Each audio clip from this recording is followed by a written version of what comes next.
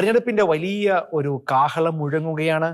കേരളം ആര് ഭരിക്കും, ഈ നാട് ആര് നയിക്കും തുടങ്ങിയ ചോദ്യങ്ങളിലേക്ക് പോകുമ്പോൾ ക്രൈസ്തവ സമൂഹത്തിന് കൃത്യമായ രാഷ്ട്രീയ നിലപാടുണ്ടോ എന്നതാണ് ദ ഫയർ റൂം ചർച്ച ചെയ്യുന്നത്. നിലപാടില്ല എങ്കിൽ കൃത്യമായ രാഷ്ട്രീയ നിലപാടോടുകൂടി ഈ ഇലക്ഷനുകളെ എല്ലാം നേരിടാൻ, അതിന് സജ്ജമാകാനുള്ള സമയം അതിക്രമിച്ചിട്ടില്ലേ, അല്ലെങ്കിൽ സമയം വൈകിയിട്ടില്ലേ? ഈ വിഷയമാണ് നമ്മൾ ചർച്ച ചെയ്യുന്നത്. കൂടെയുള്ളത് ശ്രീ സാബു ജോസ്, ഒപ്പം ശ്രീ റോണി അഗസ്റ്റിൻ. രണ്ടുപേർക്കും ദ ഫയർ റൂമിലേക്ക് സ്വാഗതം. റോണി, നമ്മുടെ ഇലക്ഷൻ വരുന്നു. പലപ്പോഴും നമ്മൾ ഈ ഇലക്ഷന്റെ രാഷ്ട്രീയ നിലപാടിനെ കുറിച്ചൊക്കെ നമ്മൾ ചർച്ച ചെയ്യുന്നത്, അല്ലെങ്കിൽ ഈ ഉത്തരവാദിത്തപ്പെട്ട ആളുകൾ, നേതൃനിരയിലുള്ളവരൊക്കെ ഇലക്ഷന്റെ തലയാഴ്ചയും അല്ലെങ്കിൽ ആ ഇലക്ഷന്റെ ആവേശമൊക്കെ ഒന്ന് ചൂടായി വരുന്ന സമയത്ത്, ശരി അങ്ങനെ അല്ലല്ലോ. ഇലക്ഷനെ കൃത്യമായി മുന്നേ കാണുകയും മുന്നേ അതിൻ്റെ നിലപാടുകൾ രൂപീകരിക്കുകയും അതിൻ്റെ രാഷ്ട്രീയ നേതൃസ്ഥാനത്തുള്ള ആളുകൾക്ക് അതിന്റെ കൃത്യമായ സൂചനകൾ നമ്മൾ കൃത്യസമയത്ത് കൊടുക്കുകയും ചെയ്യേണ്ട ഒരു സാഹചര്യം ഉണ്ടല്ലോ. എങ്ങനെയാണ് ഈ ഒരു പശ്ചാത്തലത്തിൽ ക്രൈസ്തവ സമൂഹം നേരിടുന്ന പ്രതിസന്ധികളുടെ ഈ നിലയില്ലാ കയത്തിൽ നിന്നുകൊണ്ട് എങ്ങനെയാണ് അങ്ങ് അതിനെ വായിച്ചെടുക്കുക? ശരിക്കും പറഞ്ഞാൽ ഇപ്പോൾ തന്നെ വരാൻ പോകുന്ന തദ്ദേശ സ്വയംഭരണ തെരഞ്ഞെടുപ്പ് ഒരു വർഷത്തിന് ശേഷമുണ്ട്. അടുത്ത 2025 നവംബറിൽ ഏകദേശം ഉണ്ടാവുമെന്നാണ് ഞാൻ മനസ്സിലാക്കുന്നത്. അതിനുശേഷം വരുന്ന 2026 മെയ് മാസത്തിൽ വരുന്ന നിയമസഭാ ഇലക്ഷനുകൾ. ഇത്തരം വിഷയങ്ങളിലേക്ക് നമ്മൾ കാലേ കൂട്ടി മുന്നൊരുക്കങ്ങൾ നടത്തുകയും കത്തോലിക്ക സഭയായിക്കോട്ടെ ക്രൈസ്തവ സമൂഹങ്ങളായിക്കോട്ടെ ഒരുമിച്ച് നിന്ന് അത് കൃത്യമായ മെസ്സേജുകൾ, നേരത്തെ പറഞ്ഞതുപോലെ രാഷ്ട്രീയ കക്ഷികൾക്ക് കൃത്യമായ സൂചനകൾ നൽകി നമ്മളെയും കൂടി കേൾക്കാൻ ബാധ്യസ്ഥരായിട്ടുള്ള രാഷ്ട്രീയ നേതൃത്വങ്ങളെ വാർത്തെടുക്കേണ്ടത് നമ്മുടെ കടമയായിട്ട് വരുന്നുണ്ട്. സാധാരണഗതിക്ക് ഇപ്പോൾ മിക്കവാറും ഉണ്ടാകുന്ന ഒരു രൂപത അല്ലെങ്കിൽ ഇലക്ഷന്റെ സമയമൊക്കെ ആകുമ്പോൾ ഒന്നുകിൽ വോട്ടെടുപ്പിന്റെ 2 ദിവസം മുമ്പോ എപ്പോഴെങ്കിലും ചെറിയൊരു സ്റ്റേറ്റ്മെന്റ് വിടും. ഏതെങ്കിലും ഒരു രൂപത ഒരു സ്റ്റേറ്റ്മെന്റ് വിടും, അതിന്റെ നേരെ വേറൊരു രീതിയിൽ മറ്റൊരു സ്റ്റേറ്റ്മെന്റ് വിടും. മലയോര മേഖലയിലുള്ള രൂപതകൾ ഒരു സ്റ്റാൻഡ്, തീരദേശ മേഖലകളിലുള്ള രൂപതകൾ മറ്റൊരു സ്റ്റാൻഡ്. അത്തരം വിഷയങ്ങളിലേക്ക് വരാതെ മലയോര മേഖലയെയും തീരദേശ മേഖലയെയും ഇടനാടിനെയും ഒക്കെ കണക്ട് ചെയ്തുകൊണ്ട് ക്രൈസ്തവ സഭാ മക്കളുടെ ഉന്നമനത്തിനും നിലനിൽപ്പിനും വേണ്ടി സഭാ നേതൃത്വങ്ങൾ ഒരു സ്റ്റാൻഡിലേക്ക് വരികയും ആ ഒരു സ്റ്റാൻഡ് രാഷ്ട്രീയ നേതൃത്വങ്ങൾക്ക് കൃത്യമായി മെസ്സേജ് കൊടുക്കുകയും ചെയ്യാവുന്ന ഒരു സംവിധാനത്തിലേക്ക് രാഷ്ട്രീയകാര്യ സമിതികൾ രൂപീകരിക്കപ്പെട്ട് ചർച്ചകൾ നടന്ന് അൽമായ നേതൃത്വങ്ങൾ, അതായത് വൈദികര്, ഇത് ശരിക്കും പിതാക്കന്മാരല്ല ഇത് ഹാൻഡിൽ ചെയ്യേണ്ടത്, അൽമായ നേതൃത്വങ്ങളാണ്. അൽമായ നേതൃത്വങ്ങൾ ഹാൻഡിൽ ചെയ്യാന്ന് പറഞ്ഞാൽ ഏതെങ്കിലും രാഷ്ട്രീയ കക്ഷികളിൽ മെമ്പർഷിപ്പ് ഉള്ളവരല്ല ഇത് എടുക്കേണ്ടത്. സഭാ വിശ്വാസികള്, അതായത് സമുദായത്തോട് കൂറുള്ള അൽമായ നേതൃത്വങ്ങളെ, സഭയുടെ സമുദായത്തിന്റെ വളർച്ച മുൻകൂട്ടി കണ്ട് അതിനെ വിശകലനം ചെയ്ത് ദീർഘവീക്ഷണത്തോടു കൂടി കാര്യങ്ങൾ പ്ലാൻ ചെയ്യാൻ പറ്റുന്ന ആളുകളെ ഉത്തരവാദിത്വം ഏൽപ്പിച്ച് വേണമെങ്കിൽ കത്തോലിക്ക കോൺഗ്രസ് പോലെയുള്ള സംവിധാനങ്ങളെ ഇതിന്റെ മുൻനിരയിലേക്ക് കൊണ്ടുവന്ന് ഇത്തരം നിലപാടുകളിൽ എടുക്കേണ്ട സമയം അതിക്രമിച്ചു കഴിഞ്ഞു എന്നാണ് എനിക്ക് പറയാനുള്ളത്. ശ്രീ സാബു, അങ്ങ് ഇതിനെ എങ്ങനെ കാണുന്നു? നിലപാട്, രാഷ്ട്രീയ നിലപാട് എന്ന് പറഞ്ഞാൽ കേവലം ഏതെങ്കിലും രാഷ്ട്രീയ പാർട്ടിക്ക് വോട്ട് ചെയ്യണം എന്നതല്ല. അങ്ങനെയാണ് നമ്മൾ നിലപാട് എന്ന് പറഞ്ഞാൽ സഭ നേരിടുന്ന പ്രതിസന്ധികൾ, പ്രശ്നങ്ങൾ എന്താണ്? ആ പ്രശ്നങ്ങളിൽ രാഷ്ട്രീയ നേതൃത്വം എന്ത് ഇടപെടലാണ് നടത്തുന്നത്? ഏത് രാഷ്ട്രീയ നേതൃത്വമാണ് ഇത് ഇടപെടുന്നത് എന്നാണ് സഭ കാണുന്നത്, അല്ലെ? അല്ലെങ്കിൽ സഭ നോക്കേണ്ടത് ഇതിനോട് എങ്ങനെയാണ് രാഷ്ട്രീയ നേതൃത്വം ഇതിനോട് എങ്ങനെ റെസ്പോണ്ട് ചെയ്യുന്നുള്ളത് നമ്മൾ നോക്കുന്നു, അല്ലെ? അതാണ് ഇതിന്റെ ആദ്യ പാദം അത് തന്നെയാണ്. നമ്മളെ കേൾക്കുന്നുണ്ടോ? രാഷ്ട്രീയ നിലപാട് നമ്മള് സ്വീകരിച്ചിട്ടുണ്ട് കേരളത്തില്. 1957 മുതൽ ഇങ്ങോട്ട് പലപ്പോഴും നമ്മൾ സ്വീകരിക്കാത്ത നിലപാടുകളെ കുറിച്ച് പറഞ്ഞാണ് മറ്റ് മുന്നണികളൊക്കെ വോട്ട് നേടുന്നത്. അതെ, നമ്മുടെ നിലപാടെന്ന് പറയുന്നത് ഇന്ന പാർട്ടിയെന്നോ മുന്നണിയെന്നോ പറയാതെ മൂല്യങ്ങളും സനാതന സത്യങ്ങളും എന്നൊക്കെ പറഞ്ഞ് നമ്മൾ എങ്ങും പറയാതെ കാര്യങ്ങൾ പറഞ്ഞു പോകുകയും അതല്ല ഞങ്ങൾക്കാണെന്ന് പറഞ്ഞാൽ ഓരോരുത്തരും വ്യാഖ്യാനിക്കുകയും ഒക്കെ ചെയ്യുന്ന ഒരു പതിവ് കേരളത്തിലുണ്ട്. ഞാൻ ഓർക്കുക, ഞാൻ എറണാകുളത്ത് ആയതുകൊണ്ട് KCBC ഇലക്ഷന് മുന്നേ നടത്തുന്ന മുന്നൊരുക്കങ്ങളുടെ പല പഠന സെമിനാറുകളിൽ പണ്ട് ഞാൻ പങ്കെടുത്തിട്ടുണ്ട്. ഡാനിയൽ പിതാവ് KCBC ചെയർമാൻ ആയിരിക്കുന്ന സമയത്ത്, പ്രസിഡന്റ് ആയിരിക്കുന്ന സമയത്ത്, അന്ന് പാർലമെന്റ് ഇലക്ഷന് മുന്നൊരുക്കമായിട്ട് എല്ലാ രൂപതകളിൽ നിന്നും ജാഗ്രതാ കമ്മീഷനും മീഡിയയൊക്കെ ബന്ധപ്പെട്ടൊരു കൃത്യമായ ഏകദിന പഠനം നടത്തി എന്തുകൊണ്ട് പാർലമെന്റിൽ ഏത് മുന്നണിയെ വിജയിപ്പിക്കണമെന്ന് തീരുമാനിക്കുകയും പറയുകയും ചെയ്തു. അന്ന് മഹാഭൂരിപക്ഷം സീറ്റുകളും അത് കേരളത്തില് ജയിക്കുകയും ചെയ്തു. അത് പിതാക്കന്മാർ പറഞ്ഞു എനിക്ക് വ്യക്തിപരമായിട്ട് വിയോജിപ്പുണ്ടാകാം, പക്ഷെ സഭ KCBC തീരുമാനം എടുത്തത് കൊണ്ട് എന്ന് പറഞ്ഞ് ഇടുക്കിയില് ഞാൻ പ്രത്യേകം ഓർക്ക് ആനിക്കുഴിക്കാട്ടിൽ പിതാവിനെ തള്ളിപ്പറഞ്ഞ ചില പ്രധാന വ്യക്തികൾ എന്നോട് പിതാവ് പറഞ്ഞു അദ്ദേഹം ജയിക്കും, കാരണം അദ്ദേഹം സഭയോട് നിലപാടെടുത്തു എന്നല്ല, ഇവിടെ എടുത്ത തീരുമാനം പ്രകാരം വിശ്വാസികളും വോട്ട് ചെയ്യും, ഞങ്ങൾ പ്രവർത്തിക്കും എന്ന് പറഞ്ഞു. അപ്പൊ സഭ സംവിധാനം സംഘടിതമായി പ്രവർത്തിച്ചപ്പോഴൊക്കെ ഏത് മേഖല, മലയോര മേഖലയും തീരദേശ മേഖലയും നഗരങ്ങളിലൊക്കെ വിജയിപ്പിച്ചിട്ടുണ്ട്. എന്നാൽ ഇപ്പോൾ നമുക്ക് അങ്ങനെ പറയുവാനായിട്ട് കഴിയാതെ പോകുന്നുണ്ടോ, അതിൽ കുറവ് വരുന്നുണ്ടോ എന്ന് നമ്മൾ നോക്കണം. അപ്പൊ രാഷ്ട്രീയ കാര്യ സമിതി എന്ന് പറഞ്ഞ അത് നല്ല വാക്കാണ്. പല സഭകൾക്കും ഇന്നുണ്ടത്. പക്ഷെ അത് കാര്യക്ഷമമായ, അതായത് വിരോധമോ വിധേയത്വമോ ഇല്ലാത്ത വ്യക്തികൾ പഠിച്ച് നമുക്ക് നമ്മുടെ പ്രശ്നങ്ങളോട് അനുഭാവം കാണിച്ച പാർട്ടി, മുന്നണി, വ്യക്തി എന്ന് പറഞ്ഞപ്പോ പഞ്ചായത്ത് വാർഡ് മെമ്പർ ആകാം, നിയമസഭ MLA ആകാം, അതല്ലെങ്കിൽ പാർലമെന്റ് ആകാം. അപ്പൊ പാർട്ടിയെ വിലയിരുത്തണം, മുന്നണിയെ വിലയിരുത്തണം, വ്യക്തിയെ വിലയിരുത്തണം. എങ്ങനെ വിലയിരുത്തി വോട്ട് ചെയ്യണമെന്ന കൃത്യമായ ഒരു രൂപരേഖ, സൂചന നൽകുവാനായിട്ട് ക്രൈസ്തവ സഭകൾ നേതൃത്വത്തിന്, വൈദികർക്ക്, നമ്മുടെ എല്ലാ സംഘടനകൾക്കും, ഇപ്പൊ സിറോ മലബാറിലാണ് കത്തോലിക്ക കോൺഗ്രസ്, ലത്തീൻ സഭയിലാണ് KLCA, മലങ്കര കാത്തലിക് മൂവ്മെന്റ് ആണ് മലങ്കര സഭയിലും, മർത്തോമാ സഭയിലും, CSI സഭയിലും, ഓർത്തഡോക്സ് യാക്കോബായ സഭയിലും എല്ലാ പ്രസ്ഥാനങ്ങളുണ്ട്. അപ്പൊ ആ പ്രദേശത്തിന്റെ വികസനത്തിൽ അവരുടെ ആവശ്യങ്ങളിൽ അനുഭാവപൂർവം പ്രവർത്തിച്ച വ്യക്തികളെ കുറിച്ചുള്ള പഠനരേഖ തയ്യാറാക്കി, മുൻപുണ്ടായ നിയമനിർമ്മാണ മേഖലയിൽ നമുക്കെതിരെ പ്രവർത്തിച്ചോ അല്ലെ അനുകൂലമായി പ്രവർത്തിച്ചോ ഒക്കെ നോക്കി കാര്യകാരണ സഹിതം തുറന്ന് നമ്മൾ പറഞ്ഞ് ആൾക്കാരെ ബോധ്യപ്പെടുത്തണം. ഞാൻ കാണുന്നത് നമ്മൾ പറയാതിരിക്കുമ്പോൾ, ഞാൻ ഓർക്കുക എറണാകുളത്ത് കാഞ്ഞൂരൊക്കെ നടന്നൊരു പഞ്ചായത്ത് ഇലക്ഷനില് പള്ളിയിൽ അവർ പറഞ്ഞു നിങ്ങൾ അറിഞ്ഞില്ലേ അവരെ ജയിപ്പിക്കാൻ. പള്ളി പറഞ്ഞിട്ടില്ല, അവർ അച്ഛനോട് എന്ന് പറയും അച്ഛ ഇലക്ഷൻ വരുമ്പോൾ അച്ഛൻ മിണ്ടിയേക്കരുത്, ഞങ്ങൾ നിരീക്ഷിക്കുന്നു, അച്ഛനെ പേടിപ്പിച്ച് അച്ഛൻ മിണ്ടുന്നില്ല. ട്രസ്റ്റി പോലും മത്സരിച്ച് മഹാഭൂരിപക്ഷം കത്തോലിക്കരുള്ളവർക്ക് തോറ്റു പോകുന്നതിന് കാരണം എന്നറിയാമോ? ബോധപൂർവമായ എതിർപ്രവർത്തനം. പള്ളിയിൽ അങ്ങനെ പറഞ്ഞു, ജാതീയ വർഗീയത നമ്മൾ ഒരിക്കലും അങ്ങനെ പറയാറില്ല, അറിയാമല്ലോ, മൂല്യങ്ങളും കാഴ്ചപ്പാടും നോക്കിയ. അപ്പൊ നമ്മൾ എപ്പോഴും തകർന്നു പോകുന്നതിന് കാരണം പഠനരേഖയും കാര്യങ്ങളും നമ്മൾ പറയാൻ മറന്നു പോകുന്നു, അല്ലെങ്കിൽ മടിക്കുന്നു എന്നുള്ളതാണ്. അതുകൊണ്ട് ഇവിടെ നമുക്ക് പഞ്ചായത്ത് ഇലക്ഷൻ, തെരഞ്ഞെടുപ്പ് വരുന്നു, പിന്നെ നിയമസഭയിൽ വരുന്നു. നമ്മൾ കണ്ണടച്ച് കയ്യും കെട്ടി ഇങ്ങനെ മൗനമായി നിൽക്കാതെ ഓരോ ഇടവകയും, ഓരോ ഫൊറോനയും, ഓരോ രൂപതയും മേഖലാതലത്തില്, രൂപതാതലത്തിൽ കൃത്യമായ വിശകലനങ്ങൾ. പിന്നെ കത്തോലിക്ക സഭ ഒറ്റക്കെട്ടല്ലേ കേരളത്തിൽ? 3 രീതിയിലുള്ള സംഘടനാ നേതാക്കന്മാർക്ക് ഒരുമിച്ചിരിക്കണം, ജില്ലയിലിരിക്കണം, KCBC സ്ഥലത്തിരിക്കണം, അവര് പറയണം, കേൾക്കണം, വോട്ട് ചെയ്യാനുള്ള സ്വതന്ത്രമായ മനസാക്ഷിക്കനുസരിച്ച് തീരുമാനമെടുക്കുവാൻ സഹായിക്കേണ്ടത് നമ്മുടെ ബാധ്യതയാണ്. ഇനി ഞാൻ ഒരു കേസ് സ്റ്റഡി പറഞ്ഞുതരാം. ഞാൻ വർഷങ്ങൾക്ക് മുമ്പ് വർക്കി പിതാവ് കർദിനാളായിരുന്ന സമയത്ത് സിറോ മലബാർ സഭയുടെ ലേറ്റി കമ്മീഷൻ, അന്ന് ഫാമിലി ലേറ്റി ലൈഫ് എന്നല്ല, ലേറ്റി കമ്മീഷൻ, അഡ്വക്കേറ്റ് VC സെബാസ്റ്റ്യനും മരിച്ചുപോയ ജോസ് വിദ്യത്തിലൊക്കെ കൂടെ അന്ന് ഇലക്ഷന്റെ ഒരു സ്ഥാനാർത്ഥി പ്രഖ്യാപനം വരുന്നു. അന്ന് 2 ദിവസം പഠന ക്യാമ്പ് തൃശ്ശൂരിൽ നിന്ന് ലാസർ മാഷും എനിക്ക് തോന്നുന്നു മറ്റ് പ്രധാനപ്പെട്ട ഒരു ധാരാളമൊക്കെ ഉണ്ടായിരുന്നു. അവിടെ ഒരു ചർച്ച വന്നു, നമുക്ക് വേണ്ട പരിഗണന UDF അല്ലെങ്കിൽ UPA നൽകുന്നില്ല, അതുകൊണ്ട് ഒരു പ്രതിഷേധ പ്രസ്താവന തയ്യാറാക്കപ്പെട്ടു. അപ്പൊ ഞാൻ എഴുന്നേറ്റ് പറഞ്ഞു ഇപ്പൊ കൊടുക്കാൻ പാടില്ല, കാരണം കർദിനാൾ അറിയണം. അപ്പോഴത്തേക്ക് ലാസർ മാഷൊക്കെ വിട്ടു, അത് പെൻഡിങ് വെപ്പിച്ചു. ഉണ്ടായത് ചക്കേത്ത് പിതാവ് അടിയന്തരമായി കേന്ദ്രമന്ത്രിയായിരുന്ന KV തോമസിനെ വിളിക്കുന്നു. പിറ്റേ ദിവസം രാവിലെ മൗണ്ട് സെന്റ് തോമസിൽ വരുന്നു. അന്ന് 150ഓളം പ്രതിനിധികളുണ്ട്, എല്ലാ രൂപതകളിൽ നിന്ന് വന്നവര്. അവിടെ കൃത്യമായ അതിലൊരു വിഷയം ഞാനായിരുന്നു, നമ്മുടെ കേരളത്തിലെ UDF എന്തുകൊണ്ട് പരിഗണന നൽകാത്തത്? നമ്മുടെ വോട്ട് ബാങ്ക് മണ്ഡലം തിരിച്ച് കണക്ക് അവതരിപ്പിച്ചു. ഓരോ മണ്ഡലത്തിലെ വോട്ട് ഞങ്ങൾക്കറിയാം എന്ന് പറഞ്ഞപ്പോ KV തോമസ് ഇരുന്ന് മുഴുവൻ കേട്ടിട്ട്, നിങ്ങളുടെ ഈ പഠനരേഖ ഞാൻ അന്ന് AK പറഞ്ഞിട്ടാണ് ഇങ്ങോട്ട് വന്നത്, അവർ അവതരിപ്പിക്കുകയും ചില ഇടപെടലുകളൊക്കെ നടത്തി. ഞാൻ പറഞ്ഞു വന്നത്, ഈ ഇടപെടലുകളുടെ സംവാദം ആരോടും ഏറ്റുമുട്ടുകയല്ല. ഇനി ഇവിടുത്തെ മറ്റു മതങ്ങൾ ചെയ്യുന്ന എന്താ? ഞാൻ പേര് പറയുന്നില്ല, പല പ്രസ്ഥാനങ്ങൾ, ഞാൻ മുമ്പ് വർക്ക് ചെയ്ത മാധ്യമ മേഖലയിൽ, സാമൂഹ്യ മേഖലയിൽ, അവര് കൊച്ചു പ്രസ്ഥാനമാണ്, സാമുദായിക മറ്റു മതങ്ങളുടെയാ. അവർ വിളിച്ചു വരുത്തുകയാണ് ജില്ലാ നേതാക്കന്മാരെ, മന്ത്രിമാരെ, അല്ലെങ്കിൽ അവര് നിവേദനം മുന്നോട്ട് പോകും. വോട്ട് അവർക്ക് ആകെപ്പാടെ 100 1000 ഉള്ളൂ. എന്നിട്ട് അവർ പറയുകയാണ് ഞങ്ങളുടെ ഈ ഡിമാൻഡ് അംഗീകരിക്കുമോ, ഞങ്ങൾ വോട്ട് ചെയ്യോ ഇല്ലോ നമുക്ക് അറിഞ്ഞുകൂടാ.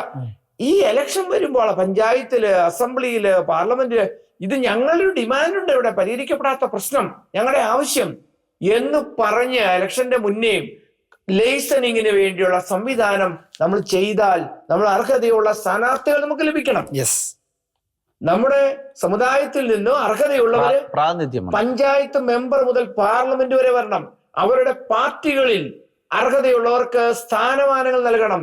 ഇങ്ങനെ ചോദിക്കാനും വാങ്ങാനും പറയുവാനുമുള്ള ഒരു നേതൃനിര, വൈദികരടങ്ങുന്നത്, അൽമായര് കൂടുതൽ പങ്കാളിത്തമുള്ളത് ഓരോ രൂപതകളിലും ഓരോ മേഖലകളിൽ ഉണ്ടാകണം. അവർ സംയുക്തമായി നിൽക്കുമ്പോൾ നമ്മളൊന്നും സാമൂഹ്യ ദ്രോഹികളല്ലോ. നമ്മൾ ചിന്തിക്കുന്നത് പൊതുസമൂഹത്തിന് വേണ്ടിയാണ്. കത്തോലിക്കരുടെ സ്ഥാപനങ്ങളോ പ്രവർത്തനങ്ങളോ കത്തോലിക്കർക്ക് ക്രൈസ്തവർക്ക് വേണ്ടി മാത്രമല്ല. അതുകൊണ്ട് പൊതുസമൂഹത്തിന്റെ നന്മയ്ക്ക്, നന്മയുള്ള, മദ്യപിക്കാത്ത, സാമൂഹ്യ തിന്മയില്ലാത്ത, സാമുദായിക സൗഹാർദ്ദമുള്ള വ്യക്തികളെ തെരഞ്ഞെടുക്കുവാനുള്ള നേതൃപ്രവർത്തനങ്ങൾ നമ്മൾ ചെയ്യണം. അപ്പോൾ വലിയ വിജയം ഉണ്ടാവും. അതുകൊണ്ട് അത്തരമുള്ള ഒരു പഠന ഗവേഷണ ഇടപെടലിന്റെ ഒരു പ്രവർത്തന ശൈലികൾ ഇപ്പോൾ ആരംഭിക്കണം എന്നതാണ്. ഞാൻ ഒരു ഉദാഹരണം കൂടെ പറഞ്ഞു നിർത്താം. എനിക്ക് വളരെ സന്തോഷം തോന്നിയൊരു കാര്യം, മാനന്തവാടി രൂപതയില് പിന്നെ ജോസ് പെരുന്നേടം പിതാവ്, നേരത്തെ റോണിയൊക്കെ അൽമായ നേതൃനിരയിൽ ശക്തമായി പ്രവർത്തിക്കുകയാണല്ലോ തൃശ്ശൂരില്. അതുപോലെ മാനന്തവാടിയിലുള്ള 4-5 പേര് എനിക്കറിയാം. നമ്മുടെ KLM സെബാസ്റ്റ്യൻ സാറ് തറ്റടങ്ങുന്ന 5-6 പേര് വയനാടിന്റെ സമഗ്ര വികസനത്തിന്റെ ആവശ്യങ്ങളും പ്രശ്നങ്ങളും പഠിക്കുന്നു. ഒരു പഠനരേഖ അവർ നിരവധി ദിവസങ്ങൾ കൊണ്ട് രേഖയുണ്ടാക്കി. രാഹുൽ ഗാന്ധി മത്സരിച്ചപ്പോ രാഹുൽ ഗാന്ധിയോടും അന്ന് മത്സരിച്ച ആനി രാജയോടും പിന്നെ ആരായിരുന്നു CPM-ന്റെ സ്ഥാനാർത്ഥിയോടും ഒരേ ആവശ്യങ്ങൾ, ഞങ്ങൾ വേദനിക്കുന്നു, ഞങ്ങളുടെ പ്രശ്നങ്ങൾ ഇതാണെന്ന് പറഞ്ഞ ആരാന്നറിയാമോ? പിതാവ് മാറിയിരുന്നു. അവിടെ അൽമായ നേതാക്കന്മാരാണ് സംസാരിക്കുന്നത്. ആരോടും മടിയും മറയില്ലാതെ അവര് കാര്യങ്ങൾ അവതരിപ്പിച്ചു, അവരെ ബോധ്യപ്പെടുത്തി. ഒരു വന്നല്ലോ അതുകൊണ്ട് നമ്മുടെ ആ പ്രദേശത്തിന്റെ പ്രശ്നങ്ങൾ പഠിച്ചവതരിപ്പിക്കാനുള്ള ഒരു മാതൃക ഞാൻ മാനന്തവാടി കണ്ടു. നമ്മുടെ പല രൂപതകളും ഉണ്ട് കേട്ടോ, പേര് എനിക്ക് എടുത്തു പറയാൻ പല സ്ഥലത്തും ഉണ്ടാവും. അപ്പൊ ഇങ്ങനെ ഒരു അവതരണ രീതി രൂപതകൾ വേണം. അതിലേക്ക് ഒന്നുകൂടി ഞാൻ കൂട്ടിച്ചേർക്കുകയാണ്. കാരണം ഇത് ഇത്രയും പറയുമ്പോൾ അത് പറയാതെ പോകുന്നത് തെറ്റായിരിക്കും. കാരണം കത്തോലിക്ക കോൺഗ്രസിന്റെ ഗ്ലോബൽ സമിതി മൗണ്ട് സെന്റ് തോമസിൽ വെച്ച് 1.5 വർഷം മുമ്പ് ഇതേപോലെ ഒരു ക്യാമ്പ് നടത്തിയിരുന്നു യുവജനങ്ങൾക്ക് വേണ്ടിയിട്ട്, യൂത്ത് കൗൺസിലിന്റെ മുന്നിൽ. അതില് റോജി എം ജോൺ MLA-യും ക്രൈസ്തവ പ്രാതിനിധ്യമുള്ള രാഷ്ട്രീയ നേതൃത്വങ്ങളെയും കൊണ്ടുവരികയും യുവജനങ്ങൾക്ക് ചോദിക്കാനുള്ള ഓപ്പണായിട്ട് ചോദിക്കുകയും അവർ കൃത്യമായി മറുപടി നൽകുകയും ചെയ്യുന്ന ഒരു ആശയ സംവാദ വേദികൾ ഒരുക്കിയിരുന്നു. പാലാ അസംബ്ലിയിൽ. അതോടൊപ്പം തന്നെ ഇപ്പോൾ തൃശ്ശൂർ അതിരൂപത അധ്യക്ഷൻ മാർ ആൻഡ്രൂസ് താഴത്ത് പിതാവ് കത്തോലിക്ക കോൺഗ്രസ് രൂപതാ നേതൃത്വത്തോട് നേരത്തെ തന്നെ ഇപ്പൊ പറഞ്ഞിട്ട് 1.5 മാസമായി കൃത്യമായി ഇതുപോലെയുള്ള രാഷ്ട്രീയ സംവാദ വേദി കൃത്യമായി നിങ്ങൾ ഓർഗനൈസ് ചെയ്യുക. എന്ന് ഡേറ്റ് നിങ്ങൾ വെച്ചോ, ഞാൻ എന്റെ പരിപാടികൾ മാറ്റിവെച്ച് ഞാൻ അതിൽ പങ്കെടുക്കുമെന്നാണ് താഴത്ത് പിതാവ് പറഞ്ഞത്. അപ്പോൾ കത്തോലിക്ക കോൺഗ്രസിന്റെ ഇപ്പൊ ഞങ്ങൾ അത് പ്ലാൻ ചെയ്തുകൊണ്ടിരിക്കുന്ന ഒരു സാഹചര്യമാണ്. പാലാ കാഞ്ഞിരപ്പള്ളിയിലും എറണാകുളത്തും 3 റീത്തിലും ഇത് എല്ലാ രൂപതകളിലും ഇത് തന്നെ ചെയ്യണമെന്നല്ല പറയുന്നത്. പക്ഷെ ഇത്തരം ആശയങ്ങൾ ഉൾക്കൊണ്ട് നമ്മൾ രാഷ്ട്രീയ നേതൃത്വവുമായിട്ട് സംവാദങ്ങൾ നടത്തുകയും നമ്മുടെ വിഷയങ്ങൾ കൃത്യമായി ബോധിപ്പിക്കും. അത് എല്ലാ രാഷ്ട്രീയ കക്ഷികളും വേണം. ഏതെങ്കിലും രാഷ്ട്രീയ കക്ഷികളും നമ്മൾ ആർക്കും തീരെഴുതി കൊടുത്തിട്ടില്ല. പക്ഷെ അങ്ങനെ ഒരു ധാരണയുണ്ട്. ഒരു കത്തോലിക്ക സഭ മൊത്തം കോൺഗ്രസ് വിഭാഗങ്ങൾക്കാണ്. മുമ്പ് നമ്മൾ കമ്മ്യൂണിസ്റ്റ് പ്രസ്ഥാനങ്ങളെ നിരീശ്വരവാദ പ്രസ്ഥാനങ്ങൾ പറഞ്ഞ് മാറ്റി നിർത്തി, പിന്നീട് അത് ചേർത്ത് നിർത്തി BJP സംവിധാനത്തെ നമ്മൾ ഐക്യമായിട്ട് മാറ്റി നിർത്തി. ഇപ്പോൾ ജയത്തെ കുറിച്ച് ക്രൈസ്തവ വോട്ടുകളാണ് ജയിപ്പിച്ചതെന്ന് പറയുമ്പോൾ അത് മറുവശത്ത് വോട്ട് പോയത് മുഴുവൻ മറ്റൊരു മുന്നണി പറയുന്നു അത് ക്രൈസ്തവരെ, അത് ജയിച്ചാലും കുഴപ്പം തോറ്റാലും കുഴപ്പം എന്ന് പറഞ്ഞു. അപ്പോൾ ഇതുപോലെ എല്ലാ രാഷ്ട്രീയ കക്ഷികളെയും കേൾക്കാനും അവരുമായിട്ട് സംവാദങ്ങൾ നടത്താനും ഒരു ലേസണിങ്, നേരത്തെ അങ്ങ് പറഞ്ഞതുപോലെ ഒരു ലേസണിങ് വർക്ക് സഭയുടെ ഒരു രൂപത ഒരു ആംഗിളിലും മറ്റൊരു രൂപത വേറൊരു ആംഗിളും പോകരുത്. അത് കൃത്യമായി ആംഗിളിൽ പോകണം. നമ്മൾ ഇലക്ഷന്റെ സമയത്ത് മാത്രമാണോ നമ്മുടെ രാഷ്ട്രീയ നേതൃത്വം നമ്മൾ കാണുന്നത്? ഇത്ര MP-മാർ ഇവിടെ വിജയിച്ചതിന് ശേഷം എത്ര MP-മാരെ സഭയുടെ ഔദ്യോഗിക സംവിധാനങ്ങൾ വിളിച്ചാദരിച്ചു? എത്ര അഭിവന്ദ്യ പിതാക്കന്മാർ ഈ MBA അല്ലെങ്കിൽ MLA ബിഷപ്പ് ഹൗസിലേക്ക് വിളിച്ച് അവർക്കൊരു സ്വീകരണം നൽകുകയും ഈ ആളുകളെ എല്ലാം ആദരിക്കാൻ നമുക്ക് സാധിച്ചു? ഏത് സമൂഹമായിക്കോട്ടെ ഞാൻ ആദരിച്ചു ചെയ്തത് കഥ എനിക്കറിയാം.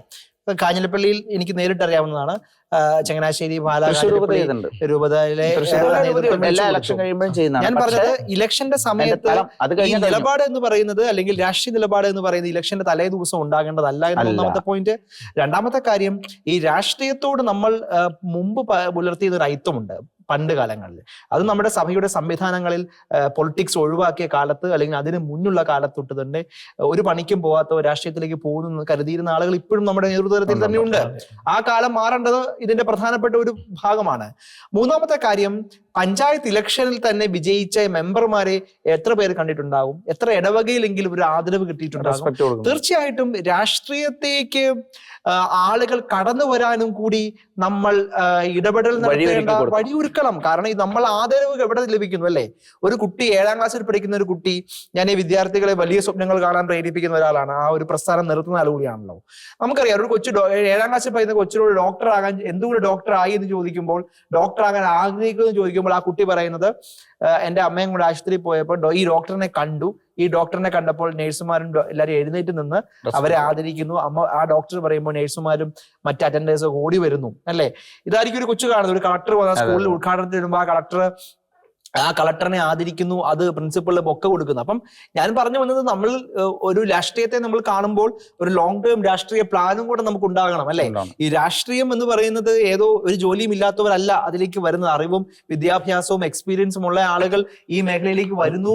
അത് വലിയൊരു ജനസേവനമാണ്. ലക്ഷക്കണക്കിന് മനുഷ്യരുടെ ലൈഫിനെ ഈ ഒപ്പുകൾ കൊണ്ട്, നമ്മുടെ നിലപാടുകൾ കൊണ്ട് നമുക്ക് ടച്ച് ചെയ്യാൻ പറ്റുമെന്നുള്ള ഒരു പാഠം കൂടിയാണ് ഈ ഓരോ ആദരവുകളും. അല്ലെങ്കിൽ ഇതിങ്ങനെ ഒരു മെസ്സേജ് സഭ മുഴുവൻ ഉണ്ടാകണം, അത് ഇടവകയിൽ തന്നെ ഉണ്ടാകണം. നമ്മുടെ ഈ പഞ്ചായത്ത് ഇലക്ഷനിൽ ഒരു വാർഡിൽ മത്സരിച്ച് വിജയിച്ച ഒരു സ്ഥാനാർത്ഥിയെ എത്ര ഇടവകയിൽ ആദരിച്ചിട്ടുണ്ടാകാം? MP-മാരെ മന്ത്രിമാരെ ആദരിക്കുന്നത് 2ാമത്തെ വിഷയമാണ് പഞ്ചായത്ത് തലത്തിൽ, ജില്ലാ പഞ്ചായത്ത്. അപ്പം നമ്മൾ ഇങ്ങനെ പരസ്പരം ബഹുമാനിച്ചും ആദരിച്ചും നമ്മുടെ വരും തലമുറയോട് നമ്മൾ സന്ദേശം പങ്കുവെക്കാനും കൂടി ഈ അവസരത്തെ നമ്മൾ ഉപയോഗിക്കണം. അത് അങ്ങനെയാണ് നമ്മൾ അങ്ങനെ ഒരു സ്നേഹബന്ധം ഈ സംവിധാനത്തോടെല്ലാം, അത് കളക്ടർ, ജില്ലാ സിവിൽ സർവീസിലുള്ളവരോട് നമുക്ക് ഉണ്ടാകണം. പഞ്ചായത്ത് ഇലക്ഷനില്, നിയമസഭയില്, ലോക്സഭയിലൊക്കെ വരുന്ന ആളുകൾ, ഇവരെ എല്ലാവരെയും അങ്ങനെ കൂടി നമ്മൾ ആദരിക്കുകയും അംഗീകരിക്കുകയും പ്രോത്സാഹിപ്പിക്കുകയും ചെയ്യുകയാണ്. അല്ലാതെ ഒന്നുമില്ലാത്ത സമയത്ത് നമ്മൾ ഇതാണ് ഞങ്ങളുടെ ആവശ്യം, നിങ്ങൾ എവിടെയായിരുന്നു? അപ്പൊ തിരിച്ചൊരു ചോദ്യം ചോദിക്കാം, ഞാൻ MP ആയിട്ട് ഉണ്ടായിരുന്നല്ലോ, എത്ര തവണ നിങ്ങൾ എന്നെ വിളിച്ചു അല്ലെ? ഇവിടെ പറഞ്ഞില്ലേ ഈ ഏറ്റവും നല്ലൊരു നിർദ്ദേശം, അതായത് പഞ്ചായത്ത് മെമ്പർ തെരഞ്ഞെടുക്കപ്പെട്ട ഏത് വ്യക്തിയാകട്ടെ, ഏത് രാഷ്ട്രീയമോ മതമോ ആകട്ടെ, നമ്മുടെ ഞായറാഴ്ച കുർബാനയിൽ എല്ലാ സഭകളും അദ്ദേഹത്തെ ഒരു ദിവസം ഞങ്ങളുടെ കുർബാന കഴിയുമ്പോ വരണമെന്ന് പറഞ്ഞാൽ, നമുക്കറിയാം കുർബാന കഴിഞ്ഞ് അദ്ദേഹത്തിന് ഒരു പൂച്ചെണ്ട് കൊടുത്താൽ മറ്റു സമുദായത്തിൽപ്പെട്ട ആളാണ്, ഒത്തിരി സന്തോഷം. നമ്മുടെ അപ്പൊ നമ്മോട് ചേർത്ത് നിർത്തി, നമ്മുടെ സമുദായക്കാരെ മാറ്റി നിർത്തരുത്. അല്ല, നമ്മുടെ സമുദായം അവരെ കൂടെ ജയിപ്പിക്കുകയോ.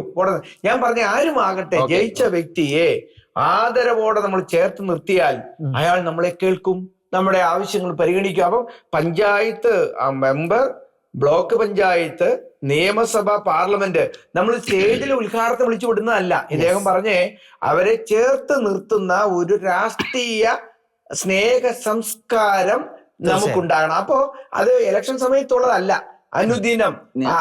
അത് ബന്ധങ്ങൾ ഉണ്ടാക്കേണ്ടത് ഒരു സുപ്രഭാതത്തിലെ നിവേദന കത്തുകളിൽ നിന്നല്ല, അത് ഡിപ്ലോമസി അല്ലെങ്കിൽ രാഷ്ട്രതന്ത്രം എന്നൊക്കെ നമ്മൾ പറയുന്ന അതൊരു അത് തീർച്ചയായും അത് ആഴങ്ങളിൽ ഉണ്ടാകേണ്ടതാണ്. അതൊരു ബന്ധം നിർമ്മിക്കലാണ്, അതൊരു കേൾക്കലാണ്, പങ്കുവെക്കലാണ്. അതല്ലാതെ ഇതൊരു ശകാരമല്ല, അതൊരു ഭീഷണിപ്പെടുത്തലല്ല, അത് അവസാന നിമിഷം ഞങ്ങൾ എന്ത് തന്നിരുന്ന സന്ദേഹം പറച്ചിലല്ല. തീർച്ചയായും പരസ്പരം കേൾക്കുകയും അറിയുകയും ചെയ്യുകയും കൂടിയാണല്ലോ. അങ്ങനെ ഒരു സ്നേഹബന്ധത്തിൽ നിന്നാകണം ഇത്തരം ആവശ്യങ്ങളുമായി അല്ലെങ്കിൽ ഇത്തരം നിലപാടുകളുമായി നമ്മള് ഞാൻ ശ്രദ്ധിച്ചത്, നമ്മളിപ്പോ ആനുകാലിക സംഭവം അല്ലേ, ഇവിടെ പാലക്കാട് ഇലക്ഷനിൽ അടുത്ത കാലത്ത് കോൺഗ്രസിന്റെ മീഡിയ സെല്ലിന്റെ ഒരു പ്രധാന ആളായിരുന്നയാള് രാജിവെച്ച് നേരെ അദ്ദേഹം BJP-യിലോട്ട് പോയി. അതേ പദവിയിൽ വന്ന മറ്റൊരാള് മത്സരിച്ച് അദ്ദേഹം ഇടതുപക്ഷത്തേക്ക് പോയി. ഇന്നലെ വരെ അവര് പറഞ്ഞത് ഉച്ച കഴിയുമ്പോ നേരെ മാറ്റി പറയുവാൻ മടിയില്ലാത്ത വണ്ണം അവരെല്ലാം വലിയ വിദ്യാഭ്യാസമുള്ളവരാണ്. ഞാൻ വ്യക്തിയെ പ്രൊമോട്ട് ചെയ്യുകയോ അല്ലെങ്കിൽ തള്ളിപ്പറയോ അല്ല. അപ്പൊ രാഷ്ട്രീയം ഒരു സംസ്കാരമായി മാറുമ്പോൾ ഈ മാറ്റി പറയുന്ന മാധ്യമങ്ങൾ എങ്ങനെ ആഘോഷിക്കും? അവരുടെ മീഡിയ അജണ്ടയും ഫണ്ടൊക്കെ ആയിരിക്കും. അപ്പൊ രാഷ്ട്രീയ രംഗത്ത് നല്ല മനുഷ്യർ വരാനും നല്ല വ്യക്തികൾ മുന്നേറാനുമുള്ള ഒരു ബോധപൂർവമായ ഇടപെടൽ നമുക്ക് ആവശ്യമാണ്. അപ്പൊ അതുകൊണ്ട് പാർലമെന്റ് ഇലക്ഷൻ നടക്കുന്നു, അസംബ്ലി ഇലക്ഷൻ വരുന്നു. ഈ കാലഘട്ടത്തിൽ നമ്മൾ വോട്ട് ചെയ്യാനുള്ള മനസാക്ഷി പ്രകാരം അവർ ചെയ്യുമ്പോൾ തന്നെ ഒരു മുന്നൊരുക്കങ്ങളുടെ കൃത്യമായ കർമ്മ പദ്ധതി രൂപപ്പെടുത്താനായിട്ട് ഈ ചർച്ച സഹായിക്കും. അത് നേരത്തെ പറഞ്ഞ പോലെ സഭ ശരിക്കും ബോധപൂർവമായ ഇടപെടൽ ഇതിനു മുമ്പ് നടത്തിയിട്ടുണ്ട്, ഇപ്പോഴും നടത്തുന്നുണ്ട്. നല്ല മൂല്യങ്ങളുള്ള രാഷ്ട്ര നിർമ്മിതികൾക്ക് കരുത്തരായിട്ടുള്ള നേതൃത്വങ്ങളെ സഭാ നേതൃത്വങ്ങൾ വളർത്തിവിട്ടിട്ടുണ്ട്. പക്ഷേ ഞാൻ പറയാൻ ആഗ്രഹിക്കുന്നത്, അങ്ങനെ വളർത്തിവിട്ടതിന് ശേഷം അതിൽ നിന്ന് എന്തെങ്കിലും ആ രാഷ്ട്രീയ പ്രസ്ഥാനം സഭയെ കേൾക്കുന്ന ഒരു സംവിധാനത്തിലേക്ക് വന്നിട്ടില്ല. കാര്യം കഴിഞ്ഞാൽ പാലം കടക്കോളം നാരായണ, പാലം കടന്നു കഴിഞ്ഞാൽ കുരായണ എന്നുള്ള ഒരു ലൈനിലേക്ക് ഇപ്പോഴത്തെ രാഷ്ട്രീയ നേതൃത്വങ്ങൾ മാറിപ്പോയിട്ടുണ്ട്. അപ്പോൾ ഈ ഇലക്ഷന് തൊട്ട് മുമ്പ് അരമനകൾ കയറി ഇറങ്ങുന്നു വിവിധ രാഷ്ട്രീയ നേതാക്കള്. അത് കഴിഞ്ഞ് ജയിച്ചു കഴിയുമ്പോൾ ജയിച്ച ആള് ഒന്ന് അരമനകളിൽ ഒന്ന് വരുന്നു പോകുന്നു, അതോടെ കഴിഞ്ഞു. പോരാ, അടുത്ത ഇലക്ഷന് മുമ്പ് നമ്മൾ മുന്നൊരുക്കങ്ങൾ, നേരത്തെ പറഞ്ഞിട്ടുള്ള ലൈസണിങ് വർക്കുകളും മറ്റ് ഗ്രാസ് റൂട്ട് ലെവലിലുള്ള വർക്കുകളും കുടുംബ കൂട്ടായ്മ വാർഡ് യോഗങ്ങളിൽ ഇത്തരം വിഷയങ്ങൾ ചർച്ചകൾ ചെയ്യണം.